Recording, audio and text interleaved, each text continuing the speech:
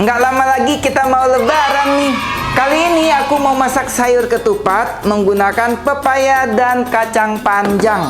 Biasanya aku suka pakai bengkoang, pakai wortel dan sebagainya. Kali ini kita mau masak kacang panjang dan buah pepaya. Apa saja bahan-bahannya dan gimana cara masaknya? Kamu pastinya udah tahu, tapi kita masak yuk. Bahan-bahannya ada 1 buah pepaya, ini beratnya sekitar 600 gram, dan ada 300 gram kacang panjang. Kemudian ada kepala dan kulit udang, ini akan aku gunakan untuk dijadiin kaldu udang. Kemudian ada 3 buah ampela ayam dan beberapa usus ayam yang sudah aku potong-potong. Ada 50 gram bawang merah, 30 gram lengkuas, 10 gram jahe, 25 gram bawang putih, 3 batang serai, 5 lembar daun salam, 3 buah kemiri, dan 100 gram cabai keriting merah, dan 10 gram kunyit. Ada 20 gram terasi panggang, 10 gram ketumbar bubuk, 15 gram garam, 8 gram micin, 5 gram gula pasir. Terakhir ada 500 ml santan kental dan 500 ml santan encer. Ini kondisinya masih beku ya. Pertama-tama kita mau iris-iris bawang merah. 1 buah bawang merahnya kita potong 4 atau 5 slice gitulah ya.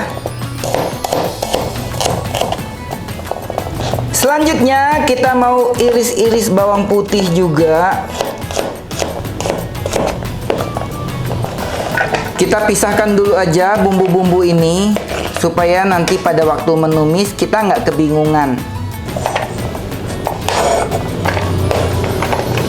Selanjutnya kita mau iris-iris jahe. Kok jahe sih? Serai. Kalau iris serai ini pisaunya kudu tajam ya. Mantep banget kan pisaunya aku? By the way, ini pisau dari Idea Life. Jadi menurut aku pisau satu ini wajib banget kamu punya. Ini dia nggak ada sambungan nih pada gagangnya. Jadi nggak akan mungkin oprok-oprok, patah apalagi. Karena pisau ini sudah terbuat dari stainless steel yang berkualitas tinggi. Tipenya IL162.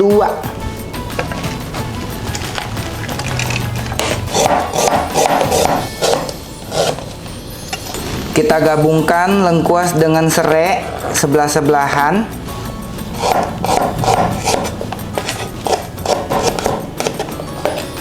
Jahe, kunyit, dan kemiri aku gabung jadi satu. Terakhir cabai kita potong-potong kasar. Ini cabenya hampir layu sahabatku. Jadi aku belinya seminggu setelah bulan puasa. Harga cabai udah mulai naik ya. Selanjutnya kita mau potong-potong kacang panjang. Kacang panjang dan buah pepaya ini udah aku cuci sebelumnya ya. Kita potong serong-serong seperti ini. Sekitar 3 cm panjangnya. Dan ini kacang panjangnya cakep banget sahabatku. Gendut-gendut dan masih muda banget. Tuh, cakep ya. Selanjutnya kita mau kupas pepaya. By the way, pepaya ini boleh dikupas, boleh juga tidak ya. Karena katanya sih kulit pepaya ini juga berkhasiat untuk kesehatan loh. Tadinya nggak mau aku kupas sebenarnya pepaya ini. Tapi karena ada kacang panjang, warnanya biar nggak tabrakan, akhirnya aku kupas aja. Dan kalau aku masak buah pepaya, aku senangnya buah pepayanya tuh yang udah mulai mau kuning gini. Nggak suka yang masih terlalu pucat. Selanjutnya kita mau cuci-cuci buah pepaya ini. By the way, sampai hari ini kitchen sink aku belum dibetulin. Bukan kitchen sink ya, saluran airnya. Doakan aku, sahabatku, supaya aku segera punya uang untuk bangun kitchen yang baru. Makanya kamu subscribe ya yang nonton, share, komen, jangan lupa ya. Semoga pepayanya nih nggak kelembean ya. Kalau kelembean batal masak kita. Ya bener, kelembean kagak bisa ini. Ini udah nggak bisa dimasak, by the way. Sudah terlalu mateng ini. Udah 30 menit aku mengupasnya. Ya. Tuh kan, kita makan aja deh. Sahabatku, karena ini terlalu kematangan, terpaksa kita cari lagi pepaya yang baru. Tunggu ya. Subscribe ya. Subscribe, comment, share, like, supaya aku semangat memasaknya. Kita mau ngambil pepaya dulu, sahabatku. Untung ya kita punya kebun sendiri. Jadi nggak repot kalau mau masak pepaya. Ini kayaknya oke nih satu ini.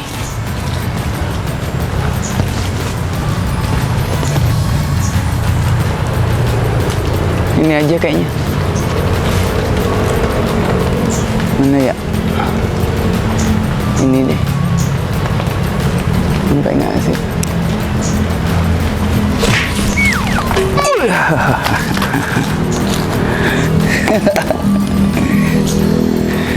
Cukup lah ya. Udah sih, udah cakep. Ayo kita pulang. Kita nyayur lagi. Akhirnya kita punya pepaya yang baru. Jadi kalau ngonten itu butuh perjuangan banget ya. Kita kupas lagi pepayanya. Semoga yang ini nggak kelembean ya.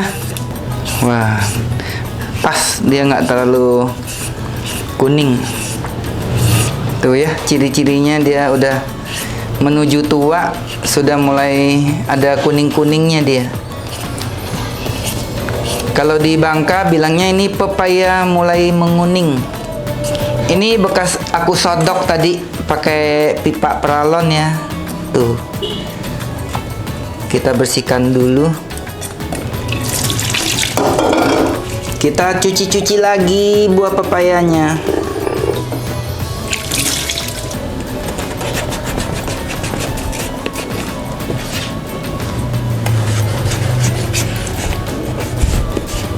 Aturan sayur pepaya aku udah mateng harusnya.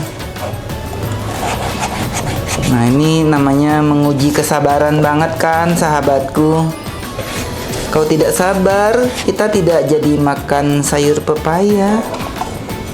Kita makan rendang yang ada.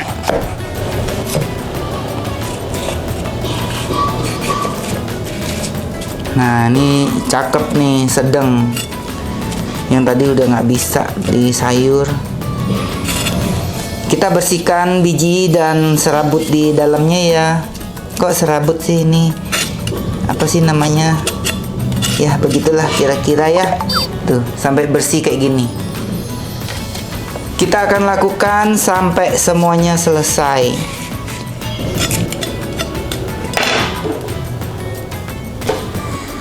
Selanjutnya buah pepaya ini akan kita parut. Ini aku parut pakai parutan plastik.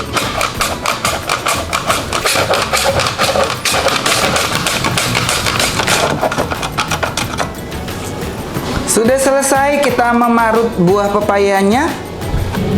Kita mau balikin lagi ke dalam keranjang. Nah, ini buah pepayanya sedang nih. Nggak ketuaan, juga nggak terlalu muda. Kalau di Bangka orang senangnya kayak gini nih, sahabatku. Bukan yang masih pucet-pucet gitu ya. Yang udah ada rasa manisnya, ini yang dimasak. Kita mau panaskan minyak. Kita mau tumis lengkuas. Lengkuasnya kita tumis dulu sampai dia wangi.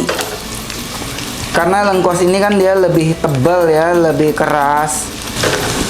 Lengkuasnya sudah wangi, kita masukkan kunyit dan jahe.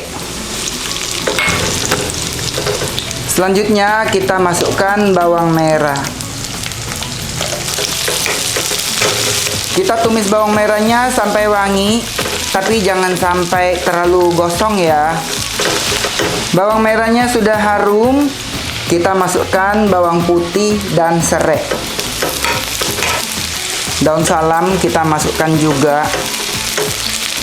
Hampir kelupaan, Cabenya hampir kelupaan sahabatku.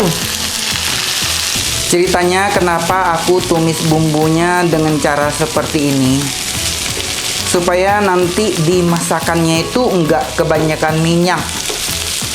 Kalau aku haluskan dulu baru ditumis, itu lebih membutuhkan banyak minyak untuk mematangkan bumbunya. Begitu ceritanya. Oh ya sahabatku, wok yang aku gunakan ini namanya Granit Cookware Set dari Idealife. Tipenya IL22B. Kalau kita beli satu set, dia sudah lengkap, dapat wok, fry pan, ada casserole pan, dapat bonus ladle dan sutil. Dan ini awet banget ya, aku pakai ini udah lama banget, udah ada 6 tahun. Bisa digunakan di semua jenis kompor, termasuk kompor induksi. Dan bumbunya udah mateng. Terakhir aku masukkan kemiri. Kemirinya jangan digoreng kelamaan. Kalau digoreng kelamaan nanti dia nggak enak lagi. Cukup segitu aja. Dan bumbu ini akan kita tiriskan minyaknya. Tuh lihat, minyaknya masih banyak ya. Ini masih bisa digunakan untuk menumis kepala udang. Selanjutnya kita akan haluskan bumbu-bumbu yang sudah kita tumis, kecuali daun salam.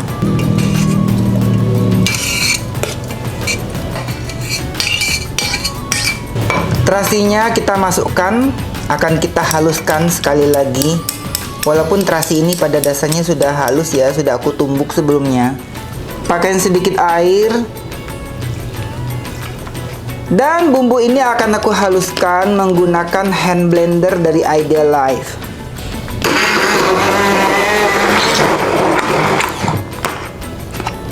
Dan bumbu ini sudah halus. Ini hand blendernya gampang banget ya dioperasikannya. Cukup dibongkar pasang kayak gini. Nanti kalau mau dicuci, cukup cuci mata pisaunya ini aja. Minyaknya kita masukkan kembali ke dalam wajan. Ini akan aku gunakan untuk tumis ampela ati dan usus ayam.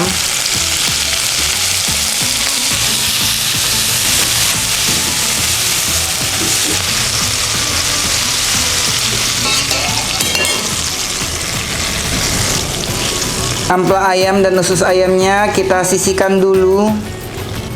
Masih ada sedikit sisa minyak, kita masukkan. Tadi yang bekas tumis ampela ayam aku buang ya.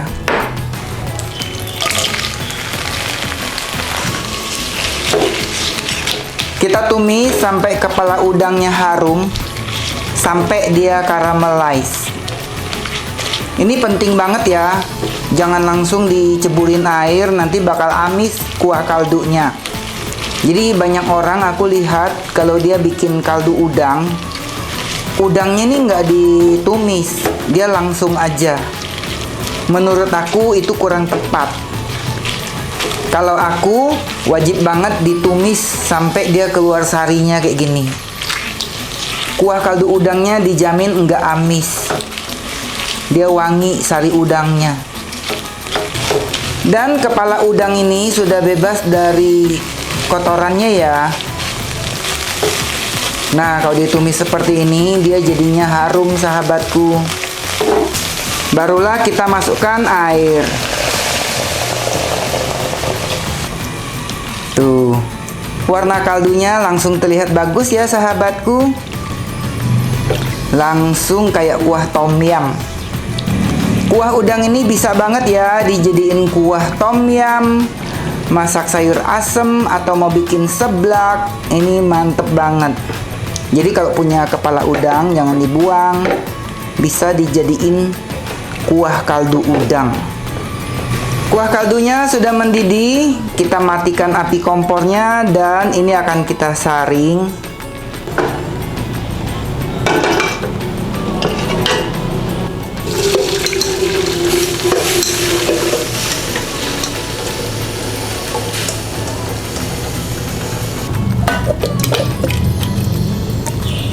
Kita masukkan bumbu halus ini ke dalam kuah udang yang sudah kita pindahin ke panci presto. Tapi ini nggak di presto ya sahabatku. Aku hanya seneng aja menggunakan panci presto satu ini. Daun salamnya kita masukkan kembali. Ampela ayam kita masukkan juga.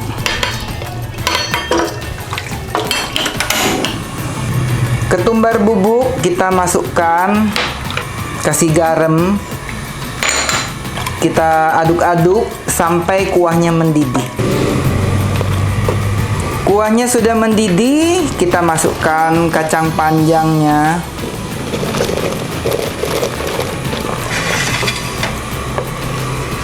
Kemudian kita masukkan buah pepaya yang sudah kita parut. Langsung aja ya, habis masuk kacang panjang sekitar 2 menitan. Kita aduk-aduk. Kita kasih sedikit micin, sedikit gula pasir, dan kita masukkan santan. Santan ini sudah aku masak sebelumnya ya, pakai casserole pan dari Idealife. Ini masih granite cookware set ya, masih sama. Jadi sebelumnya santan ini sudah aku didihkan karena tadinya dia kan beku ya. Jadi kalau kita masak pakai santan yang udah disimpan di kulkas tuh wajib banget dipanaskan dulu supaya nanti masakannya nggak mudah basi. Dan ini masaknya jangan kelamaan, asal dia udah lembut aja, udah boleh diangkat. Karena nanti setelah diangkat pun dia masih terus ya proses matangnya, supaya nggak kelembean. Jadi ini akan kita masak sampai kuahnya mendidih kembali. Artinya ini udah mateng ya. Kita aduk terus supaya santannya ini nggak jadi pecah. Dan ini kondisi api kompornya sudah dimatikan. Kita mau pindahin ke mangkok.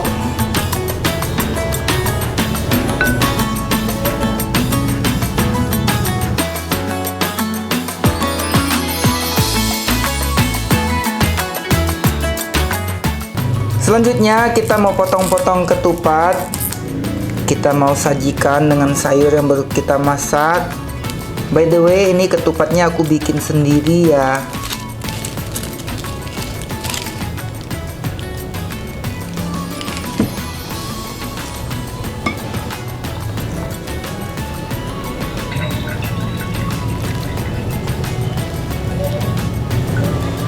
Cakep banget kan kuah ketupat aku. Sekarang kita mau mencobanya. Harum sekali. Mari kita makan.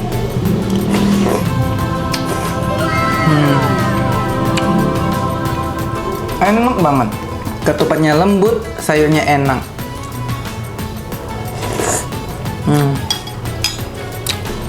Hao Cek Sen Cing Ting. Recook ya. Bye bye.